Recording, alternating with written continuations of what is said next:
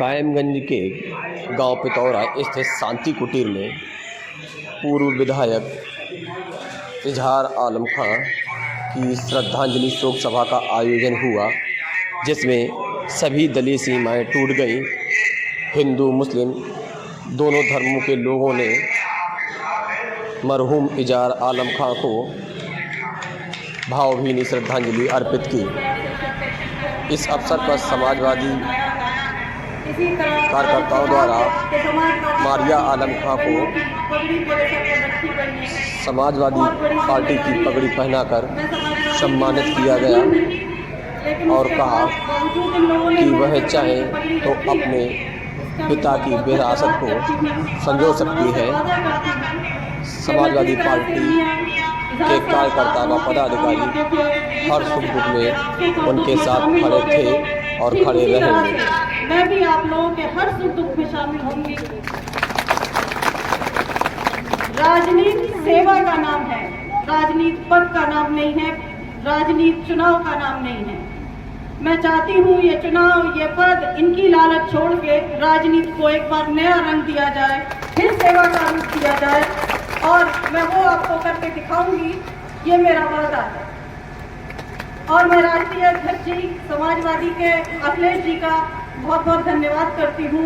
उन्होंने मियाँ की इजहार साहब की बीमारी से लेके अभी तक हम लोगों के परिवार का बहुत साथ दिया है, बहुत ढांढस बनाया है, उसके लिए उनका भी धन्यवाद।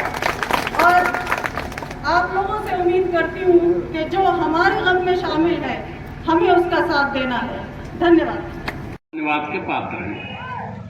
मैं अब एक उस शख्स को का आवाहन करने जा रहा हूं जिसके परिवार और इजहार आलम खां के परिवार के 4 पीढ़ी के संबंध हैं। खान बहादुर सुल्तान आलम खां और कुद्दूस आलम खां से लेके हरिश्चंद्र अग्रवाल पिक्कू बाबू तक और पिक्कू बाबू से लेके सत्यप्रकाश अग्रवाल तक इजहार आलम खां के हकीकी दोस्तों में सत्यप्रकाश अग्रवाल जी हैं। इसका मैं शाहिद हूं। जब भी उन्हें याद आती थी सत्यप्रकाश अग्रवाल जी हर हफ्ते उनके पास यहाँ मिलने उनसे आते थे।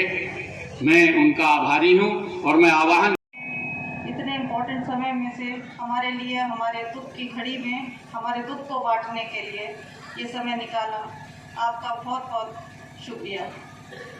सबसे पहले जो सामने यहाँ सम्मानित लोग बैठे हैं इनको मैं जानती हूँ। ये मेरे चाचा हैं, कोई मेरे भाई है, कोई मेरा बड़ा भाई है, कोई छोटा भाई है, कोई चाचा है। लेकिन अगर मैं बात करूँ अपनी ताकत की तो मेरी ताकत वो है जो सब इस लाइन में, इस पूरे परिसर में सबसे पीछे बैठी है। वो मेरी तराई और कटरी के लोग हैं। आप मेरी ताकत हो और आपके ही भरोसे मैं यहाँ तक पहुँचने की हिम्मत कर पाई। क्योंकि अगर आप मेरे पिताजी के साथ नहीं होते तो मेरे पिताजी इस कायमगंज में सरवाइव नहीं कर सकते थे। ये कायमगंज बहुत बटा हुआ था, बहुत संकीर्ण मूल्यों का एक जैसे कहते हैं ना जमघट है। लेकिन उन सारी दीवारों को तोड़ के मेरे पिताजी ने आपके बीच में रहना ज़्यादा मुनासिब समझा और आपके प्यार और आपकी हिम्मत के सहारे ही उन्होंने इस जीवन को अपने आप के बीच में काटा है। मेरा परिवार, मेरी हिम्मत, मेरा हौसला आप लोग हो। अगर मैं कभी आपके काम आ सकूं या आने की कोशिश करूंगी सिर्फ इस भरोसे कि आप लोग मेरे साथ हो, मुझे ये भरोसा है।